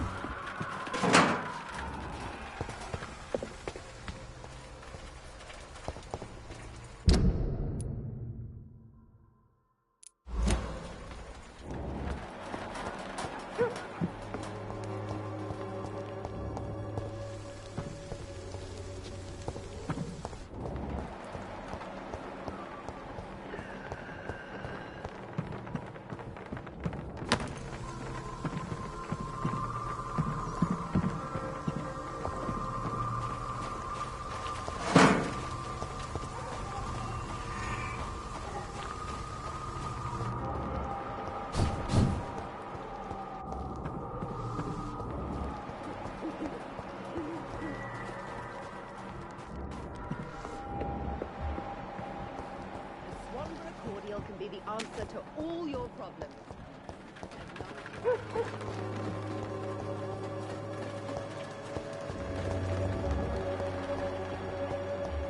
Proven by many.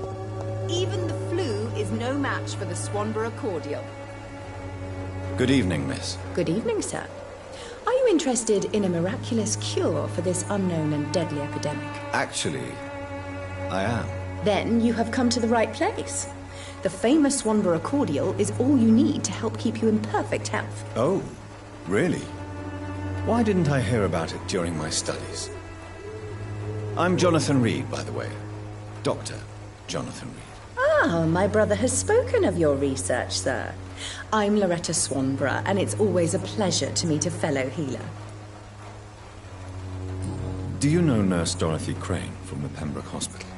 I'd like to know more about her. I don't like to talk about competition. Competition, you say? Never met her, but it seems she provides some sort of medical care to the poor. The whole thing has to be some sort of scam, if you ask me.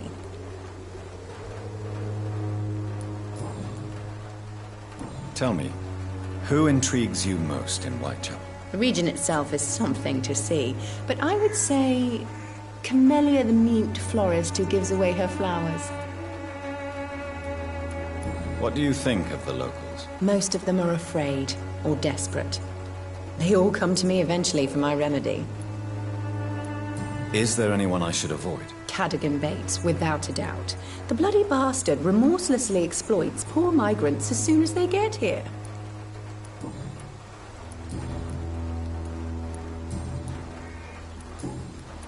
I'd like to see what kind of medicine you're selling.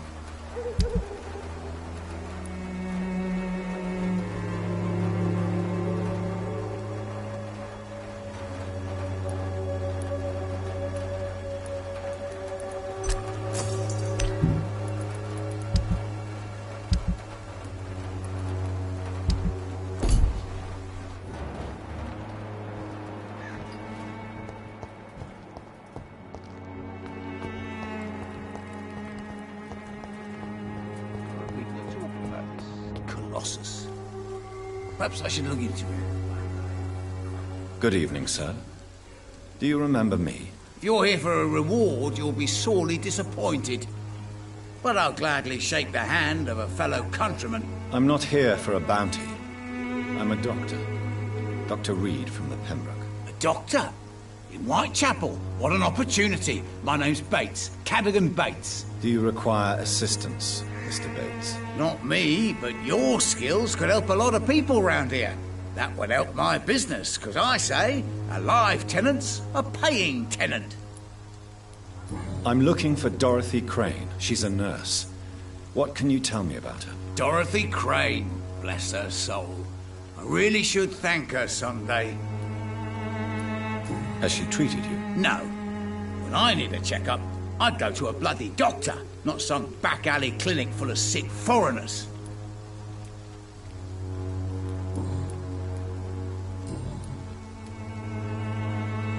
What help could I possibly be to your business? That's simple. I already get good money from all those fleeing the war. Can you imagine what they'd be willing to pay if I could offer medical assistance too? Mr. Bates, do not make me regret saving your life in this quarantine zone. I understand, Dr. Reed, you're from a good family. Don't want to get your hands dirty. That's fine. I'll be happy to act as your middleman. I've no interest in money. Perhaps one night I will visit you and take what I require. If that should happen, there will be no need for a middleman. So it's a no, then. That's too bad. The Reed tonic could have really helped people, you know, save lives. Isn't that what you do? I mean, people buy that Swanborough shit. It's unusual to see someone so happy around here, especially considering the current situation. Why should I be sad now? There've always been wars, disease, tragedy. There always will be. That's an unusual way of seeing things in these trying times. I don't see why I should shed a tear for another man's woes. I'm healthy, and I intend to stay so. What is your business, exactly? I offer fair lodgings for a modest price to the poor and weary of Whitechapel. I see. And what about those who cannot pay? Well, deals can be done, if you know what I mean. Money's not the only currency. After all, I'm not immune to a pretty face.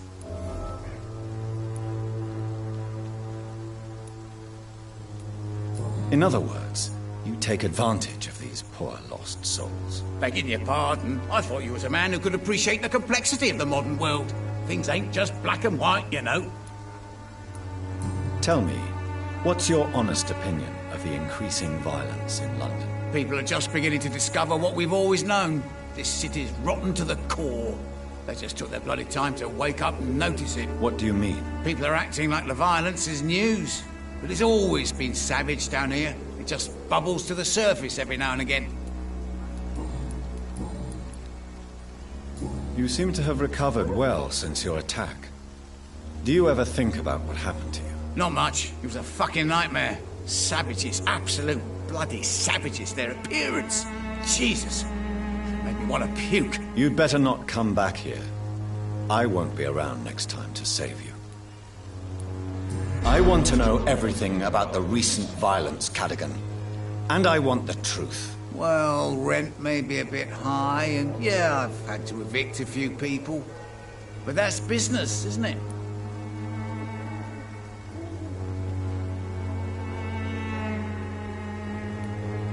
Take this as my final warning. You will not profit from the misery of others.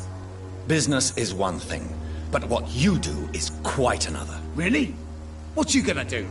You ain't from here. You ain't Whitechapel, Doctor.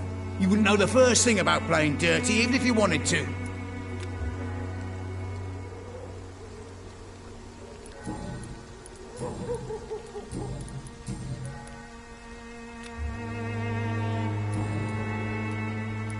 Goodbye, Mr. Bates.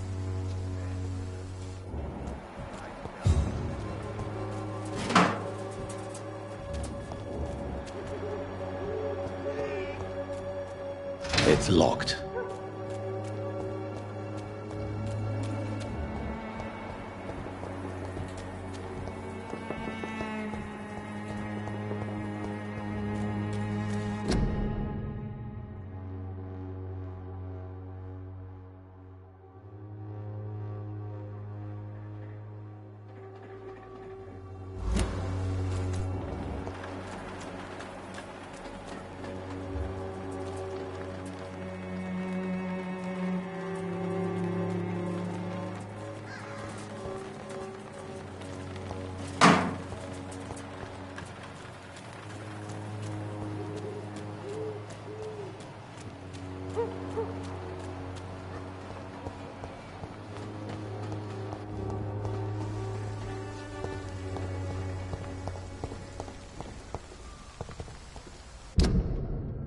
Step away, sir.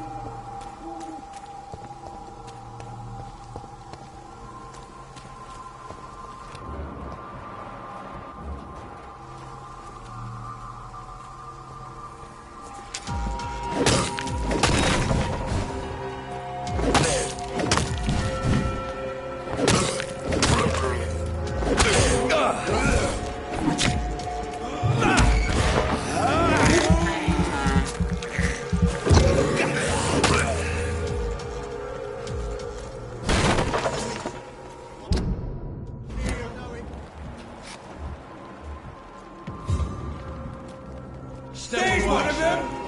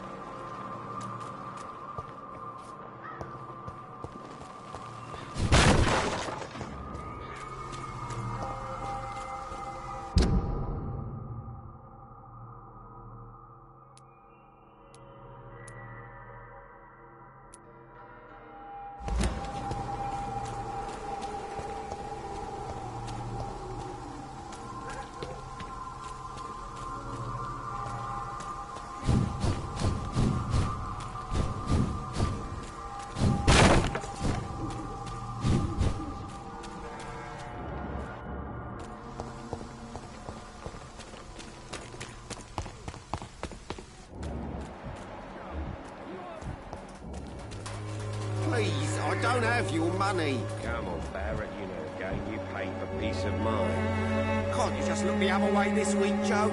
Come on, we can sort it out, right? It's not my call, Barrett. You pay one way or another. Please, Joe. How long have we known each other? We even used to be neighbours.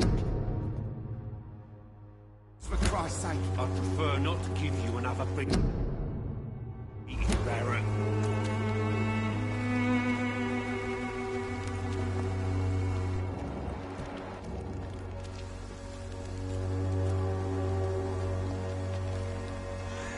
Welcome, sir. Please, take a browse of my wares. I'm Dr. Reed. I would like to ask you a few questions, if you don't mind. Doctor? Interesting. I'm Barrett Lewis. Usually I don't have time to waste with talk, but at this hour of the night I can hardly refuse. Have you heard of a nurse called Dorothy Crane? Nurse Crane? So the bitch really is a nurse, then? Always thought she was just some crafty foreigner, that one.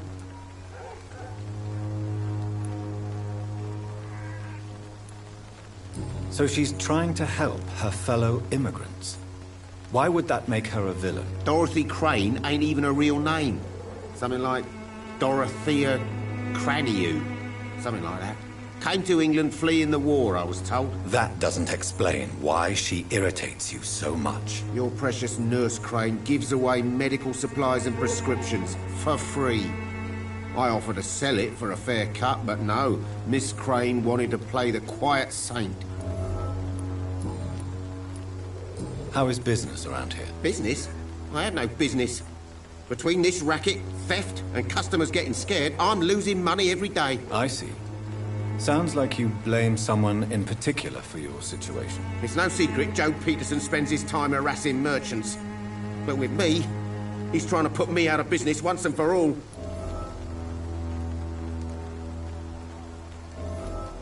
As a merchant, you see Whitechapel every day. Have you noticed anything out of the ordinary recently? What you mean, besides the epidemic, the war, and all the usual crap? As long as I can remember, this part of town has been a bottomless pit, and no sign of the bottom yet.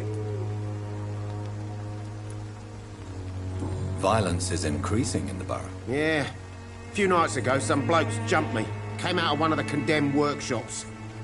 Fever, madness, something like that. Where did this happen? Why did you go there? In the closed workshops nearby. I worked there as an apprentice in better days. Now I only go to find trinkets or tools. Too bad I was mugged, though. There was good money in that little box of loot I lost. Have you been hurt? No, but that's only because I ran like hell. Those men were raving lunatics, I tell you. Not even able to speak anymore, just screaming.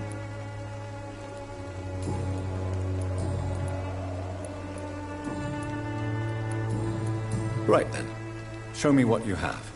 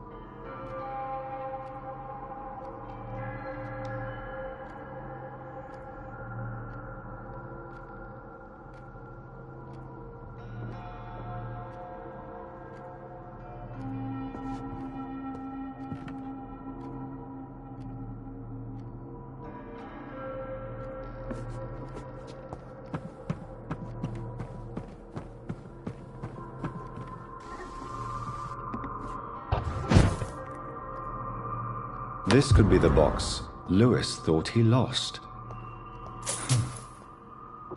There's a letter inside.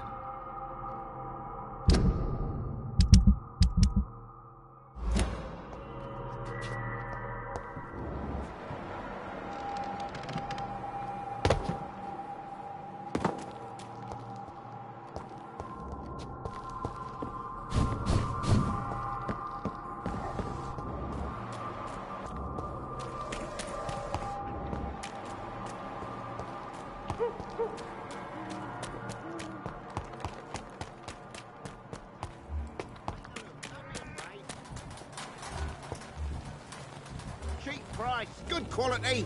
Come on, take a look. Don't be afraid. Fancy buying something, sir? You never lose your focus, do you?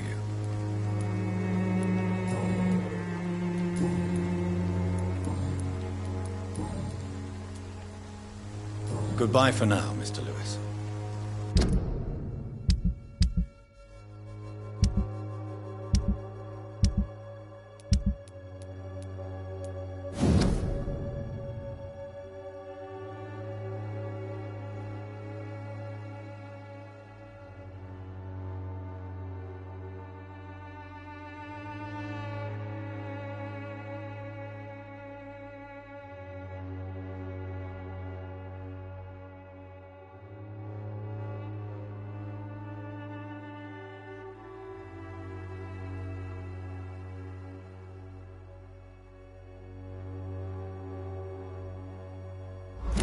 A love letter from Joe Peterson's wife, addressed to Barrett Lewis. I should I give never it have to, I taken up wonder? my father's business. Fancy buying something, sir? You never lose your focus, do you? I found this box in an abandoned building nearby. I believe it belongs to you. Let's have a look. Yeah, this is mine.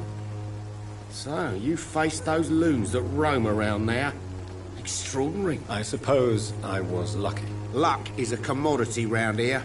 Yours should be properly rewarded. About this package, it's not just tools and trinkets, is it? I want to be rude or anything after your kind gesture, but it's none of your business.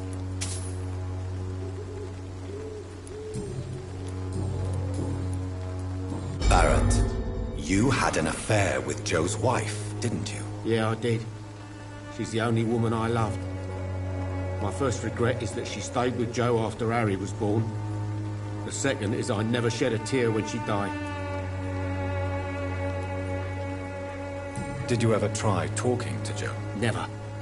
But I suspected he knew everything, even without knowing it. And he decided to make me pay in his own way. Do you mean you're Harry's father? No one will ever know for sure. And it's better that way. And I don't believe I'd have been all that bad as a dad.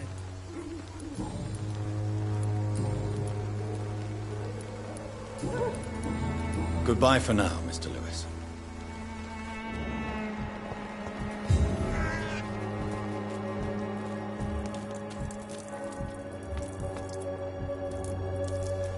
Excuse me, sir.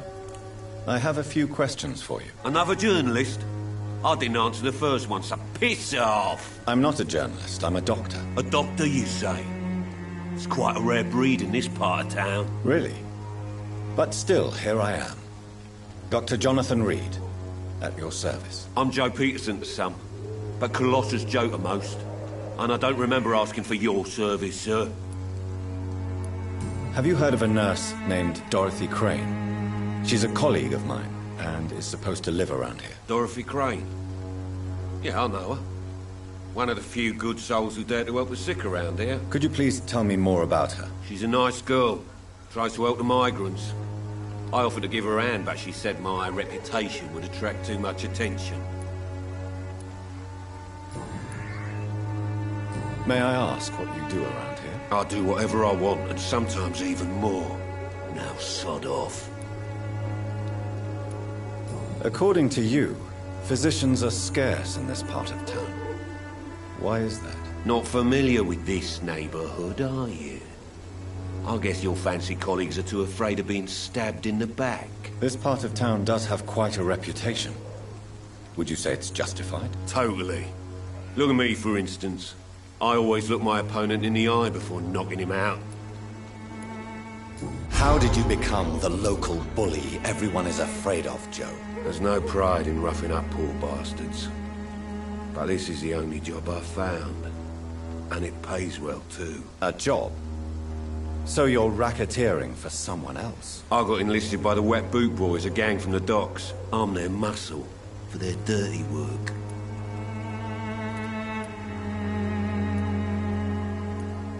You survive at any cost, even at the expense of others.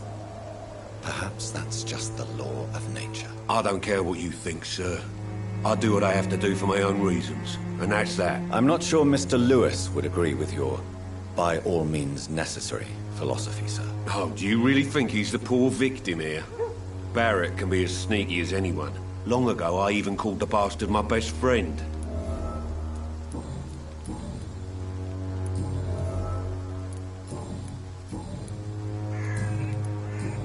Goodbye, Mr. Peterson.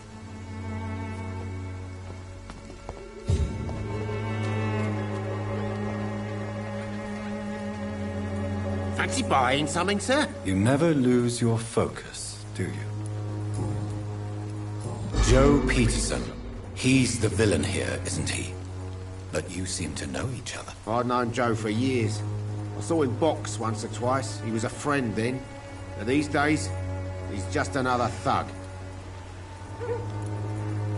What can you tell me about Mr. Peterson? Besides his behavior toward you, obviously. Colossus Joe was a decent boxer, good one even. But after his wife passed away, he found every excuse to stop training. Just wanted to pick fights with everyone.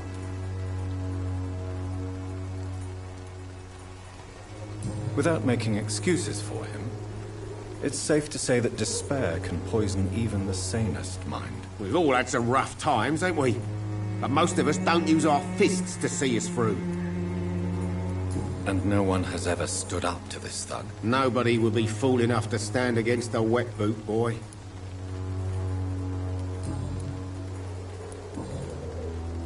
Goodbye for now, Mr. Lewis.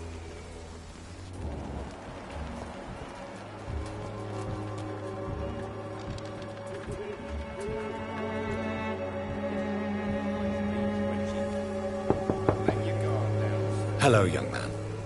I'm Dr. Reed, and I would like to ask you a few questions. May I enter, please? Sorry, no, sir. My father does not like people entering our house, you see. Your father is worried about you, boy. He asked me to look for you. So my father actually worries about me, then? Okay, then. Come on in. I'm a Harry, by the way. Even my dreams are soaked with glue.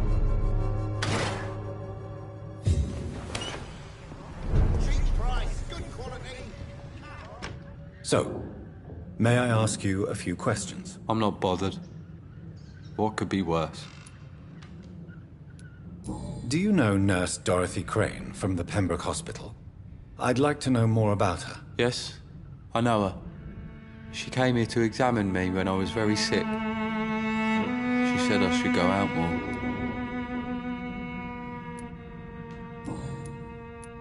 How do you feel? I'm fine. I mean, it's not easy every day, but I'm fine. I'm just tired of being sick all the time. If only I could be tough, like... well, you know.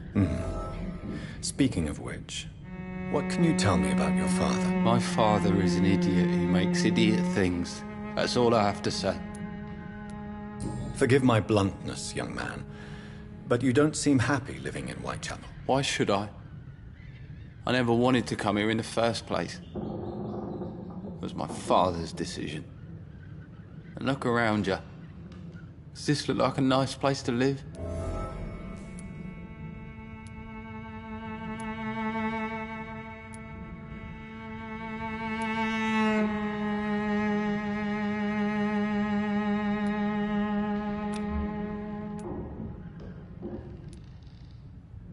You have a roof over your head, a place to call home.